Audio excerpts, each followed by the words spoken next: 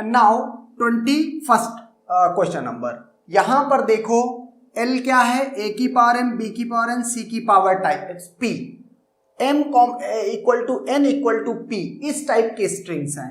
Okay, इसका मतलब string किस टाइप की है, A की पावर K, B की पावर K, C की पावर K, मतलब जितने एज पढ़े हैं फॉलोड बाई उतने ही बीज, फॉलोड बाई उतने ही सीज। आपको पता है कि ये लैंग्वेज, और यहाँ के पर कंडीशन क्या है, के ग्रेटर देन इक्वल टू 0। आपको पता है कि ये काम इवन पुश डाउन ऑटोमेटा नहीं कर सकता है। क्यों? क्योंकि जितने ए पढ़े हैं उतने ही बी रीड करने हैं, उतने ही सी रीड करने हैं। अगर तीनों a's followed by b's followed by c's हैं और तीनों नंबर में इक्वल हैं, only then the string should be accepted by the automata. Okay, finite automata तो एग्जिस्ट ही नहीं करता इस लैंग्वेज के लिए। तो लेकिन अगर इसके लिए पुश डाउन ऑटोमेटा भी एग्जिस्ट नहीं करता, क्योंकि पुश डाउन ऑटोमेटा के पास जो इंटरनल स्टेट्स या स्टेट्स की फॉर्म में जो मेमोरी होती है उसके अलावा एक स्टैक यूज कर सकता है। ओके, जो ऑक्सिलरी मेमोरी है उसको स्टैक की तरह यूज कर सकता है, लेकिन यहां पर एक स्टैक नहीं दो स्टैक लगेगी। क्यों? क्योंकि अगर जितने ए पढ़े उतने ही बी पढ़े और उतने ही सी पढ़ने हैं, इसका मतलब है कि दो स्टैक की नीड है। क्या करें? सपोज करो कि मेरे पास स्ट्रिंग है triple A triple B triple C. Okay, तो के की कंडीशन के इक्वल टू 3 पे कंडीशन पूरी हो रही है। एज रीड करो तो उनको पुश करते जाओ, बी रीड करो तो उनको पुश करते जाओ।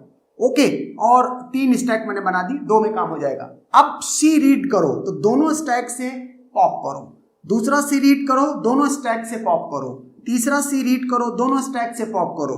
अगर लास्ट में डॉलर है और दोनों स्टैक एम्प्टी हैं, इसका मतलब है कि जो स्ट्रिंग आपने रीड की है उसका पैटर्न ये है, and therefore that string must be accepted by this automata. Okay, तो इसको देखो, 2 स्टैक के बराबर ऑक्सिलरी मेमोरी लग रही है कम से कम, and therefore this language is क्या? Not regular language. ये लैंग्वेज रेगुलर लैंग्वेज नहीं है।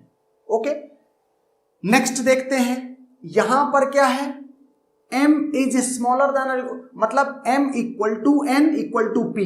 एक तो स्ट्रिंग्स इस टाइप की हैं और दूसरी किस टाइप की स्ट्रिंग्स हैं, m is smaller then n is smaller then p, मतलब m is smaller then n smaller than p, इस टाइप की भी स्ट्रिंग्स हैं। ओके, तो इसका मतलब है ये भी लर्न करना है और आपको इस टाइप की स्ट्रिंग्स हैं वो भी लर्न करना है। इसका मतलब ये भी इसके लिए भी फाइनाइट ऑटोमेटा एग्जिस्ट नहीं करेगा। ये क्या है? Not regular language.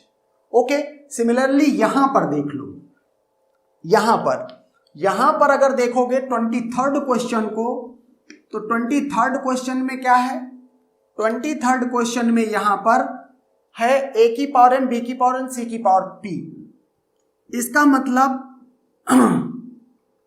ये इस टाइप के स्ट्रिंग्स हैं।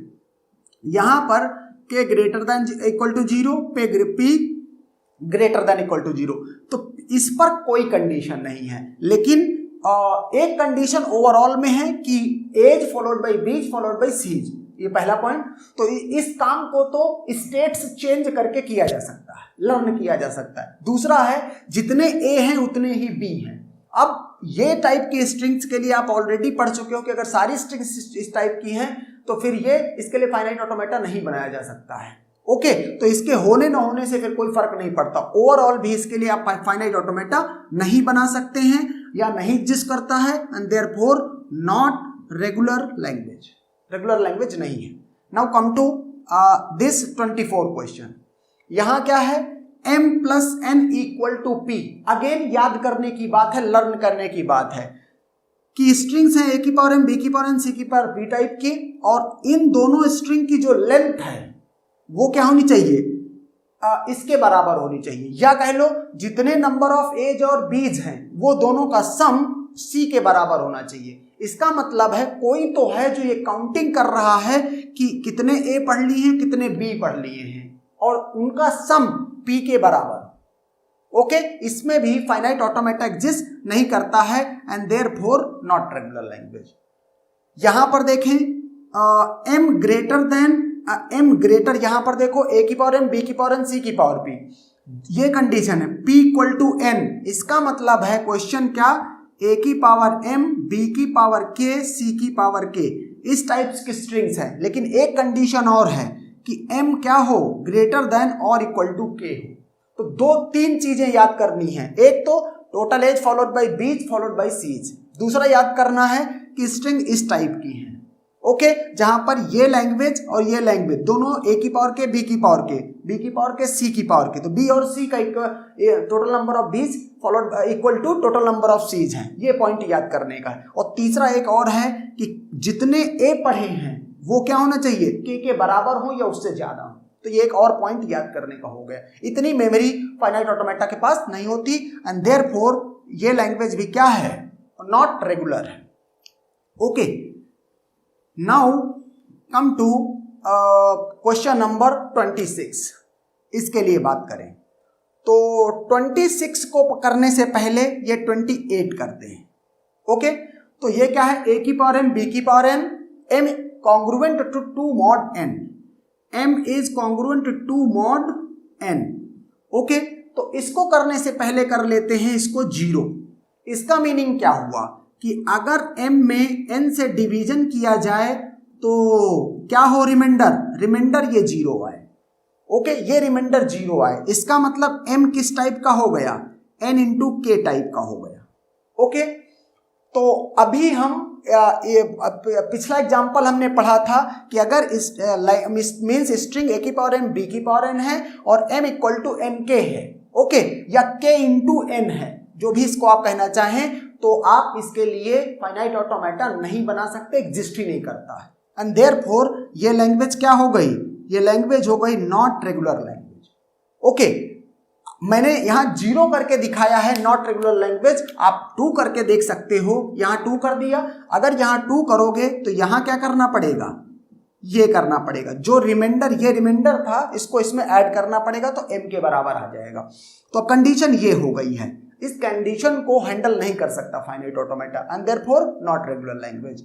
अगर ये नहीं कर सकता तो फिर 26th भी नॉट रेगुलर लैंग्वेज है, क्योंकि यहां पर तो r की सिंगल वैल्यू दी हुई है और यहां पर m और n चेंज होंगे तो r क्या होगा, r भी अलग अलग होते रहेंगे, रिमाइंडर भी अलग अलग होते रहेंगे, ओके।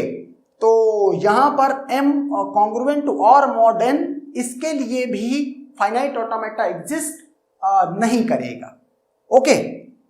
तो ये लैंग्वेज भी जो 26 है ये भी रेगुलर नहीं है। यहां पर क्या कह रहा है, GCD of m n 27, GCD of m n equal to 1, इसका मतलब क्या है, ग्रेटेस्ट कॉमन डिविजर, ओके।